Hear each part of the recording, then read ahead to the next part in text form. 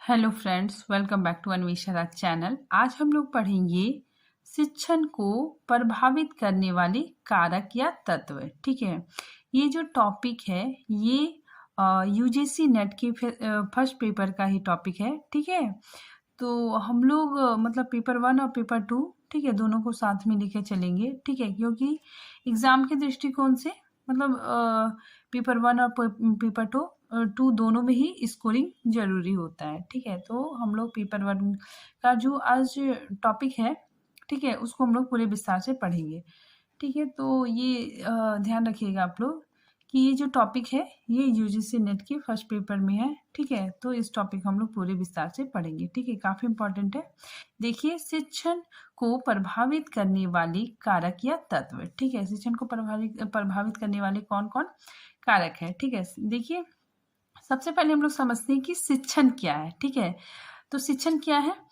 शिक्षार्थियों को जब हम ज्ञान देते हैं, ठीक है, जो शिक्षार्थी होते हैं, ठीक है, लर्नर्स होते हैं, ठीक है, जिसको हम मतलब ज्ञान देते हैं, ठीक है, तो वही प्रक्रिया शिक्षण कहलाती है। ठीक है, देखिए यहाँ पे मैंने लिखा भी है कि विद्यार्थियों को जब हम ज्ञान देते हैं तो वो प्रक्रिया ही शिक्षण कहलाती है। ठीक है, आगे देखिए, शिक्षण के माध्यम से शिक्षक कक्षा में सकारात्मक वातावरण का निर्माण करता है। ठीक है, तो शिक्षण के माध्यम से ही शिक्षक क्या करता है? अपने वातावरण को सकारात्मक बनाता है। ठीक है, फिर आगे देखिए, शिक्षण पर शिक्षक और विद्यार्थी, ठीक है, शिक्षक और विद्यार्थी दोनों के मन, मस्तिष्क, ज्ञान, आचरण, वातावरण, ठीक है, आर्थिक स्थितियां, प्रशासनिक नीतियों आदि का गहरा प्रभाव पड़ता है। ठीक है, तो ये जो शिक्षण है, ठीक है, इसका मतलब शिक्षक पर भी प्रभाव पड़ता है और विद्यार्थी, ठीक है, दोनों के मन, मस्तिष्क, ठीक है, इनके ज्ञान पे प्रभाव पड़ता है। देखिए, अब यहाँ से हमारा टॉपिक स्टार्ट होता है। ठीक है, शिक्षण को प्रभावित करने वाले कारक या तत्व। ठीक है, देखिए कौन कौन कारक है। सबसे पहले नंबर शैक्षिक योग्यता। ठीक है, देखिए, प्रभावी शिक्षक कार्य के लिए, ठीक है, प्रभावी शिक्षण कार्य के लिए शिक्षक का, ठीक है, शिक्षक का उच्च शिक्षित होना आवश्यक है। ठीक है, तो यहाँ पे बताया जा रहा है कि जो शिक्षक है, ठीक है, तो शिक्षक का उच्च शिक्षित होना मतलब काफी इम्पोर्टेंट है। ठीक है, मतलब शिक्षक है वो मतलब हाई क्वालिफाई हो। ठीक है, मतलब वो मतलब हाई एजुकेशन लिया हो। ठीक है, देखिए यहाँ पे उच्च रूप से शिक्षित शिक्षक, ठीक है, जो उच्च रूप से शिक्षित शिक्षक है क्या करता है? देखिए, विद्यार्थियों को प्रभावी निर्देश दे सकता है। ठीक है, तो विद्यार्थियों को प्रभावी निर्देश दे सकता है। ठीक है, तथा शिक्षा के निर्धारित एवं वंचित लक्ष्यों को प्राप्त कर सकता है। ठीक है, तो जो शिक्षा का जो निर्धारित लक्ष्य है, ठीक है, उसको प्राप्त कर सकता है। ठीक है, इसीलिए शिक्षक को उच्च शिक्षित होना काफी जरूरी है। ठीक है, फिर देखिए, शिक्षक की शैक्षणिक योग्यता बहुत महत्वपूर्ण होता है। ठीक है, तो शिक्षक में शैक्षिक योग्यता होनी चाहिए। ठीक है, एक योग्य शिक्षक ही शिक्षण की प्रक्रिया को अधिक प्रभावशाली बना सकता है। ठीक है, जो एक मतलब एक योग्य शिक्षक ही क्या कर सकता है? शिक्षण की जो प्रक्रिया है उसको बहुत ही अधिक प्रभावशाली बना सकता है। देखिए, एक कुशल शिक्षक के लिए निम्नलिखित योग्यताएं निर्धारित की जाती है। ठीक है, तो हम लोगों को पता है कि अगर शिक्षक बनने के लिए हमें मतलब ये बीएड, ठीक है, जेबीटी, सीटेट, ये सब क्वालिफाई करना पड़ता है। ठीक है, तो ये मतलब कुशल शिक्षक बनने के लिए ये सब डिग्री लेना पड़ता है। ठीक है, देखिए यहाँ पे मैंने इसलिए लिखा भी है कि यदि एक सामान्य स्नातक शिक्षक की तुलना में जो मतलब बीएड डिग्री लिया है, ठीक है, या फिर सीटेट किया है, ठीक है, तो डिग्रीधारी शिक्षक शिक्षण कार्य अच्छे से कर सकता है। ठीक है, मतलब जो बीएड वगैरह किया है वो शिक्षक मतलब अच्छे से बच्चों को पढ़ा सकता है। ठीक है, अच्छे से मतलब शिक्षण कार्य कर सकता है। नेक्स्ट देखिए, शिक्षक का अनुभव। ठीक है, तो शिक्षक का अनुभव भी बहुत इंपॉर्टेंट है। ठीक है, ये भी शिक्षण कार्य में मतलब अहम भूमिका निभाती है। ठीक है, देखिए, शिक्षक का अनुभव भी शिक्षण कार्य को प्रभावित करता है। ठीक है, हम देखते हैं कि जैसे जैसे शिक्षक का अनुभव बढ़ता जाता है, ठीक है, उसका शिक्षण कौशल और भी अच्छा होता जाता है। ठीक है, तो हम लोग मतलब सामान्यतया देखते हैं जो मतलब नया नया शिक्षक होता है, ठीक है, तो वो मतलब उसका अनुभव बहुत कम होता है। ठीक है, मतलब वो क्लास हैंडल नहीं कर पाता है। ठीक है, उसे बहुत सारी प्रॉब्लम प्रॉब्लम फेस करना पड़ता है, ठीक है। भले ही उसे ज्ञान बहुत ज़्यादा है लेकिन उसको अनुभव नहीं है, ठीक है। फिर धीरे-धीरे मतलब वो परिपक्व होने लगता है, ठीक है। बच्चे उसको समझने लगते हैं, शिक्षक भी विद्यार्थियों को समझने लगता है, ठीक है। तो धीरे-धीरे उसका अनुभव क्या होने लगता है, बढ़ने लगता है, ठीक है। और उसका शिक्षण कौशल भी अच्छा होता जाता है, ठीक है। फिर आगे देखिए, जो शिक्षक अनुभवहीन होता है, ठीक है, मतलब उसके पास अनुभव नहीं होता है, ठीक है, वो अच्छी तरह से शिक्षण कार्य नहीं कर पाता है, ठीक है। आगे देखिए, शिक्षक का कौशल, ठीक है, शिक्षक का कौशल भी काफी इम्पोर्टेंट है, ठीक है। देखिए, यदि शिक्षक का शिक्षण कौशल अच्छा है, ठीक है, तो वह शिक्षण कार्य को अच्छे से संपन्न कर सकता है, ठीक है। तो एक शिक्षक में मतलब शिक्षक का कौशल भी होना चाहिए, ठीक है, मतलब टीचिंग स्किल होना चाहिए, ठीक है। मतलब अगर कोई टीचर है, ठीक है, तो वो मतलब अपनी बात को दूसरे को मतलब समझा सके, ठीक है। मतलब बहुत ऐसा भी मतलब बहुत कोई होते हैं, ठीक है, जिसके पास नॉलेज बहुत होता है, ठीक है, उसके पास अपने पास नॉलेज बहुत होता है, लेकिन वो दूसरों को एक्सप्लेन नहीं कर पाता है, ठीक है। तो उसमें मतलब टीचर बनने की क्वालिटी नहीं है, ठीक है। लेकिन कोई ऐसा शिक्षक है जो मतलब अपनी बात को बहुत अच्छे से दूसरों के सामने एक्सप्रेस कर सकता है, ठीक है। तो उसमें मतलब शिक्षक बनने की क्वालिटी है, ठीक है। तो शिक्षक का कौशल होना बहुत ज़रूरी है, ठीक है। देखिए, शिक्षक द्वारा शिक्षण विधियों का उपयोग, ठीक है, तो शिक्षक क्या क्या करता है, अपने शिक्षण विधियों का उपयोग करता है, ठीक है। उससे भी जो शिक्षण है, ठीक है, शिक्षण प्रक्रिया बहुत ही प्रभावशाली बनती है, ठीक है। आगे देखिए, शिक्षक का संवाद करने की क्षमता, ठीक है, तो शिक्षक में संवाद करने की भी क्षमता होनी चाहिए, ठीक है। शिक्षक की अन्य लोगों से संबंध स्थापित, ठीक है। तो शिक्षक को अन्य लोगों का संबंध स्थापित करने की भी क्षमता होनी चाहिए। संबंध स्थापित करने की क्षमता एवं शिक्षण की कार्य के प्रति गंभीरता, ठीक है। तो शिक्षक में ये सारी क्वालिटी होनी चाहिए, ठीक है। देखिए, शिक्षक के द्वारा शिक्षण युक्तियों का प्रयोग करना, ठीक है, तो ये सारी चीज होनी चाहिए, ठीक है। देखिए, कुछ प्रमुख शिक्षण कौशल, ठीक है, तो ये देखिए कुछ प्रमुख शिक्षण कौशल है, जैसे प्रश्न पूछना, ठीक है, प्रश्न भी पूछ के हम जो विद्यार्थी है, ठीक है, उसके पूर्व ज्ञान का पता लगा सकते हैं, ठीक है। प्रयोग करना, व्याख्यान देना, ठीक है, समस्या का निदान करना, ठीक है, बच्चों को जो समस्या हो रहा है, ठीक है, उसको उसको मतलब सॉल्व करना, ठीक है। देखिए, यहाँ पे शिक्षण, अगर आपके मन में प्रश्न आता है कि शिक्षण कौशल क्या है, तो देखिए मैंने इसको अच्छे से लिखा है। देखिए, शिक्षण प्रक्रिया में शिक्षक के द्वारा प्रश्न पूछना, ठीक है, शिक्षक प्रश्न पूछेगा, ठीक है,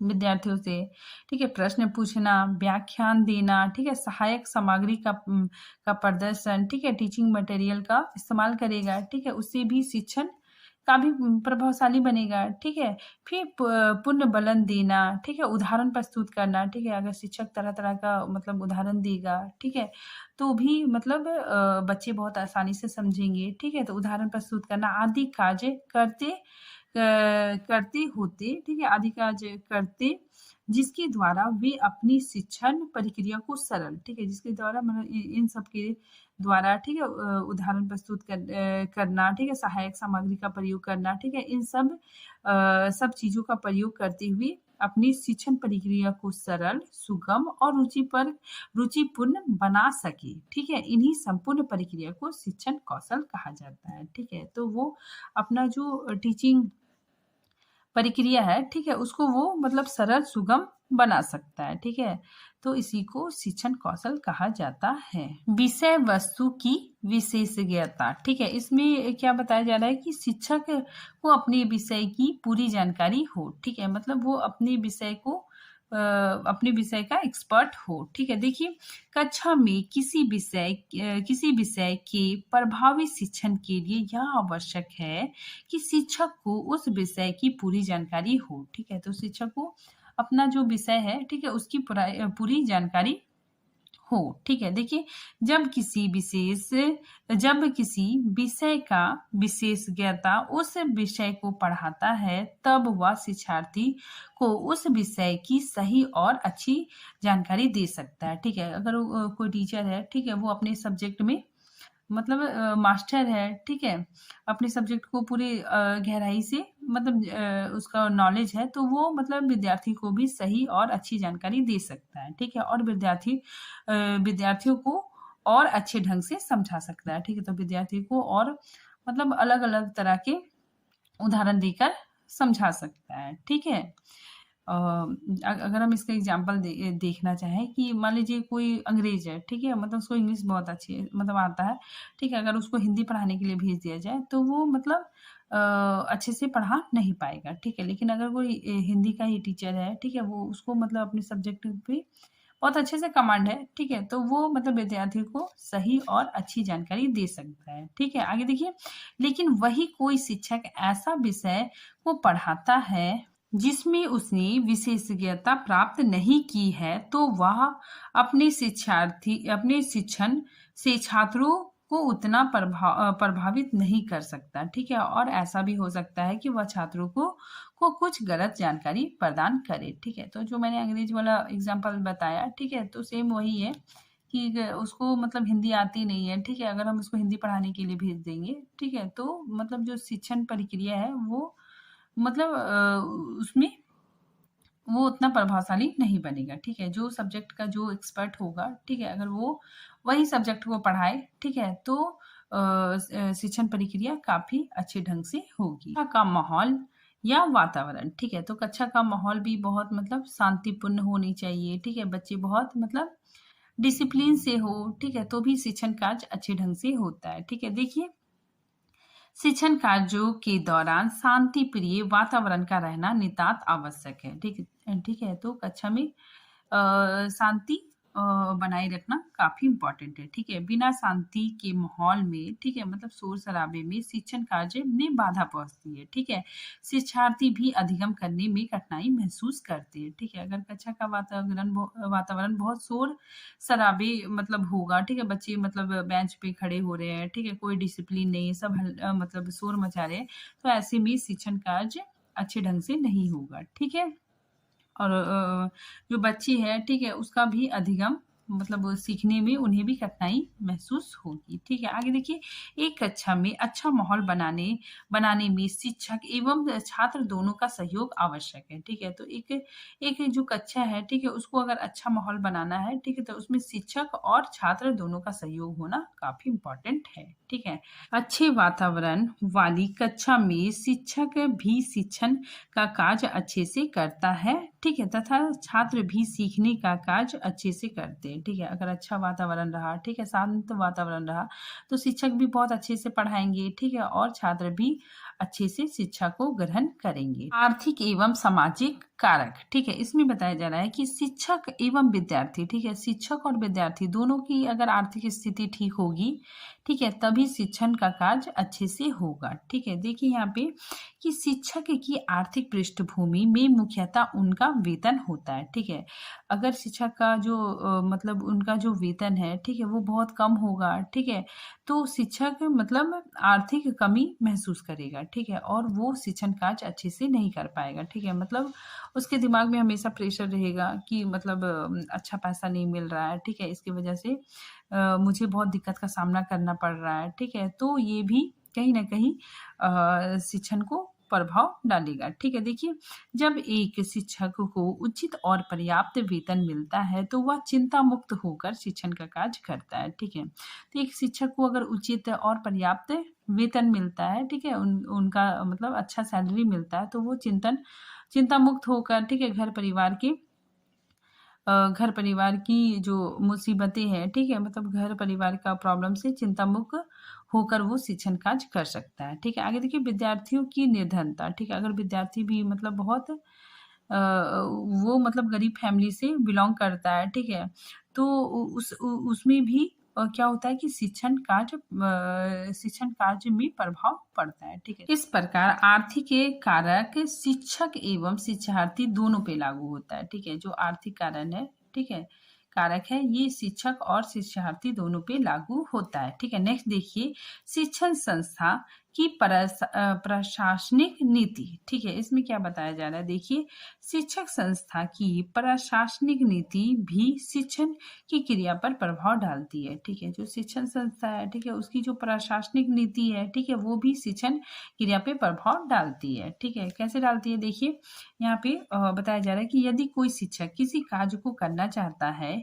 ठीक है, या छात्रों की भलाई के लिए उन्हें किसी अलग तरीके से पढ़ाना चाहता है, ठीक है, तो उसे उसकी छूट होनी चाहिए, ठीक है। मतलब अगर शिक्षक कुछ अलग मतलब करना चाहता है, ठीक है, अलग तरीके से पढ़ाना चाहता है, ठीक है, छात्रों की भलाई के लिए, तो उसे उसकी छूट देनी चाहिए, ठीक है। जो शिक्षण संस्था है, ठीक है, वहाँ का जो प्रशासनिक नीति है, ठीक है, उसे मतलब शिक्षक को थोड़ा छूट देना चाहिए, ठीक है, ताकि वो मतलब अपना काम स्वतंत्रता पूर्वक कर सके, ठीक है। देखिए यहाँ पे एक शिक्षक अपने अच्छे शिक्षण हेतु स्वतंत्रता का वातावरण चाहता है, ठीक है, इसीलिए कक्षा का संचालन, ठीक है, कक्षा का जो संचालन है, ठीक है, प्रशासक नीति है, ठीक है, अपनी सोच के अनुरूप उसे करने को दे, ठीक है। फिर आगे देखिए, दूसरी ओर शिक्षण संस्था शिक्षण पद्धति में मानकीकरण सुनिश्चित करने हेतु प्रयासरत होते हैं, ठीक है। ऐसे में शिक्षक और प्रशासन मतलब शिक्षक और प्रशासन में अच्छा समन्वय होना चाहिए, ठीक है, दोनों में मेल मिलाप होना चाहिए, ठीक है, इससे शिक्षण के उद्देश्यों की पूर्ति की जा सके, ठीक है, एवं शिक्षण प्रभावी बनाया जा सके, ठीक है। तो शिक्षक को अपने तरीके से पढ़ाने के लिए उसे छूट देनी चाहिए, ठीक है, जिससे शिक्षण प्रभावशाली बन सके, ठीक है। नेक्स्ट संस्थागत सुविधाएं, ठीक है, इसमें बताया जा रहा है कि किसी भी शैक्षिक संस्था की गुणात्मकता एवं सकारात्मक प्रगति उस संस्था में दी जाने वाली सुविधा पर भी निर्भर करता है, ठीक है। मतलब कोई भी जो संस्था है, ठीक है, मतलब शिक्षण संस्थाएं हैं, ठीक है, उसमें मतलब क्या होता है, उसमें मतलब सुविधाएं देनी चाहिए, ठीक है, बच्चा है, ठीक है, जो वहाँ बच्चे पढ़ रहे हैं, ठीक है, और जो शिक्षक है उसको मतलब सुविधा देनी चाहिए, ठीक है। इससे भी क्या होता है कि शिक्षण प्रभावशाली बनता है, ठीक है। जैसे देखिए गर्मी बहुत है तो फिर क्लासरूम में फैन नहीं है, ठीक है, पंखा नहीं है, तो बच्चों को गर्मी लग रही है, ठीक है, शिक्षक भी परेशान है, तो इसमें जो शिक्षण है वो प्रभावशाली नहीं बनेगा, ठीक है। वहाँ का जो मतलब जो शिक्षण संस्थाएं हैं, ठीक है, उसमें मतलब बच्चों को और शिक्षक को मतलब सुविधाएं देनी चाहिए, ठीक है, जिससे शिक्षण प्रभावशाली बन सके, ठीक है। नेक्स्ट देखिए, शैक्षिक वातावरण, इसमें बताया जा रहा है किसी भी शैक्षिक संस्था में शिक्षा का वातावरण उस शैक्षिक संस्था के साथ साज सज्जा उसकी बनावट पर काफी कुछ निर्भर करता है, ठीक है। तो जो शिक्षण संस्था है, ठीक है, उसमें क्या होना चाहिए, शैक्षिक वातावरण होना चाहिए, ठीक है, मतलब पढ़ने का माहौल होना चाहिए, ठीक है, और उसका साज सज्जा भी और वहाँ की बनावट भी बहुत कुछ निर्भर करती है, ठीक है। मतलब क्लासरूम में गांधी जी का फोटो हो गया, ठीक है, और मतलब बहुत अच्छे से सब कुछ अरेंजमेंट होना चाहिए। संस्था में पुस्तकालय, ठीक है, सेमिनार हॉल, बुक स्टॉल आदि संस्था के शैक्षिक वातावरण को जीवंत बनाने में महत्वपूर्ण भूमिका अदा करती है, ठीक है। तो जो शैक्षिक संस्था है, ठीक है, उसमें पुस्तकालय भी होना चाहिए, ठीक है, सेमिनार हॉल भी होना चाहिए, ठीक है, तो ये सब भी काफी महत्वपूर्ण भूमिका निभाती है, ठीक है। नेक्स्ट देखिए, समायोजन एवं मानसिक स्वास्थ्य का स्तर, ठीक है, इसमें बताया जा रहा है कि अच्छा मस्तिष्क स्वास्थ्य और समायोजन रखने वाले शिक्षक अपने छात्रों के लिए एक आदर्श छवि साबित हो सकता है, ठीक है। शिक्षण अधिगम प्रक्रिया की प्रभावशीलता के लिए वरदान हो सकता है, ठीक है। तो इसमें बताया जा रहा है कि शिक्षक में मतलब उसका मेंटल हेल्थ भी अच्छा होना चाहिए, ठीक है, और वो मतलब सभी के साथ मिलजुल के रहे, ठीक है, उसमें मतलब एडजस्टमेंट भी होना चाहिए, ठीक है। तो शिक्षक में मेंटल हेल्थ भी होना चाहिए, ठीक है, मतलब वो मानसिक रूप से भी अच्छा हो, ठीक है, और वो मतलब विद्यालय में सभी के साथ एडजस्टमेंट करने की क्वालिटी होनी चाहिए, ठीक है। तो दोनों दोनों तरीके से सही होना चाहिए, ठीक है। तो शिक्षक में ये गुण होना चाहिए, ठीक है। अगर शिक्षक बहुत गुस्सा है, ठीक है, उसे घर से मतलब किसी से झगड़ा हो गया, ठीक है, अपने माता पिता से, ठीक है, या अपने पत्नी या बच्चों से, ठीक है, तो वो मतलब वो चीज उसको मतलब विद्यालय में, ठीक है, छात्रों में भी देखने को मिलेगा, ठीक है, जिसके कारण शिक्षण प्रभावशाली नहीं बनेगा, ठीक है। आगे देखिए, अनुशासन भी बहुत इंपॉर्टेंट है, ठीक है। देखिए अनुशासन के बिना एक कक्षा एक कक्षा में सीखने की प्रक्रिया पूरी नहीं की जा सकती। ठीक है, तो अनुशासन का भी होना काफी इम्पोर्टेंट है। इस प्रकार विद्यालय परिस्थितियों के अंतर्गत क्या क्या चीजें आती है, देखिए शिक्षक के शिक्षार्थी के साथ संबंध। ठीक है, तो शिक्षक का शिक्षार्थी के साथ संबंध अच्छा होना चाहिए। ठीक है, शिक्षक के अपने साथियों के साथ संबंध अच्छा होना चाहिए। ठीक है, अपनी मतलब कलीग के साथ अच्छा संबंध होना चाहिए। प्रधानाचार्य एवं प्रशासक के साथ भी अच्छा संबंध होना चाहिए। ठीक है, नेक्स्ट हम लोग देखते हैं बौद्धिक कारक। ठीक है, बौद्धिक कारक भी काफी महत्वपूर्ण है। देखिए प्रत्येक कक्षा में कुछ विद्यार्थी तो ऐसे मिल ही जाते हैं, ठीक है, जो बौद्धिक दृष्टि से बहुत प्रखर होते हैं। ठीक है, इन विद्यार्थियों की जिज्ञासा को वही शिक्षक शांत कर सकता है जो स्वयं भी बौद्धिक दृष्टि से प्रखर हो। ठीक है, तो कक्षा में कुछ कुछ ऐसे विद्यार्थी होते हैं जो बहुत ज्यादा इंटेलिजेंट होते हैं। ठीक है, तो वे कुछ कुछ ऐसा क्वेश्चन पूछ देते हैं, ठीक है, कि मतलब थोड़ा डिफिकल्ट होता है। ठीक है, तो अगर शिक्षक बहुत मतलब बहुत क्या बोले, उसका अगर बौद्धिक प्रखर अच्छा होगा तो वो उसके प्रश्नों का उत्तर देगा। इसलिए शिक्षक का बौद्धिक स्तर प्रखर होना चाहिए। ठीक है, यदि शिक्षक प्रखर बुद्धि का हो तो वह प्रतिभाशाली विद्यार्थियों, ठीक है, शिक्षार्थियों की उत्कृष्टता का उत्तर दे सकेगा। ठीक है, अगर शिक्षक क्या हो, शिक्षक का बौद्धिक दृष्टि भी प्रखर हो, ठीक है, वो अपने सब्जेक्ट को मतलब बहुत गहराई से पढ़ता हो, ठीक है, मतलब उसको उतना नॉलेज हो, तो वो कोई भी प्रश्न का उत्तर दे देगा। ठीक है, तो जो प्रतिभाशाली विद्यार्थी है, ठीक है, अगर उसने क्वेश्चन पूछा है तो उसका आंसर वो शिक्षक दे देगा। ठीक है, आगे देखिए बदलती हुई परिस्थितियों के अनुरूप स्वयं को बदल सकेगा। ठीक है, जो शिक्षक प्रखर बुद्धि का होगा वो बदलती हुई परिस्थितियों के अनुरूप स्वयं को बदल सकेगा। ठीक है, आगे देखिए यह निर्णय ले सकेगा कि कहाँ तर्क से काम लेना है और कहाँ अनुभव आधारित ज्ञान देना है। ठीक है, फिर देखिए किसी पाठ की गहराई में वही शिक्षक जा सकता है जो बौद्धिक दृष्टि से प्रखर हो। ठीक है, तो वो अपना जो सब्जेक्ट है, अपना जो पाठ है, उसको बहुत गहराई से अध्ययन करेगा। नेक्स्ट देखिए अभिभावकों की अपेक्षाएं। ठीक है, ये भी काफी इम्पोर्टेंट फैक्टर है। ठीक है, देखिए कई बार ऐसा देखा गया है कि अब अभिभावक या चाहते हैं कि उसका पुत्र या पुत्री, ठीक है, मतलब उसका बेटा या बेटी केवल डॉक्टर बने। ठीक है, मतलब उनके पेरेंट्स चाहते हैं कि जो मेरा बेटा है क्या बने, डॉक्टर बने, ठीक है, या फिर इंजीनियर बने, वकील बने, या फिर बैंक अधिकारी बने। ठीक है, तो उनकी अभिभावक का मतलब ये सपना होता है कि मेरा बेटा डॉक्टर बने, इंजीनियर बने। ठीक है, वो मतलब अपने बच्चे पे मतलब ये थोप देते हैं कि मुझको डॉक्टर बनना था, ठीक है, मैं नहीं बन पाया तो अब तुम बनो। ठीक है, देखिए ऐसे अभिभावक अपने बच्चों पर इस लक्ष्य को पाने के लिए निरंतर दबाव डालते रहते हैं। ठीक है, तो बच्चे को हमेशा निरंतर दबाव डालते रहते हैं। ठीक है, अगर बच्चा खेल रहा है या कुछ भी कर रहा है तो बोले तुमको डॉक्टर बनना है, तुम इतना टाइम पास कर रहे हो।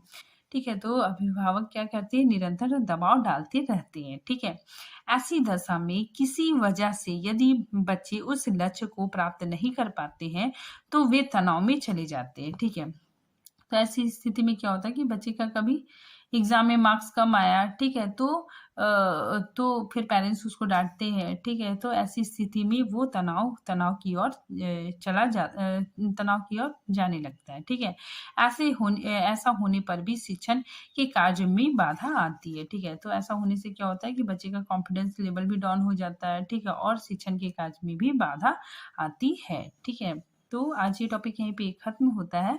ठीक है, मिलते हैं नए टॉपिक के साथ। ठीक है, अगर आपका कोई प्रश्न होगा तो आप कमेंट बॉक्स में पूछ सकते हैं। ठीक है, तब तक के लिए थैंक यू।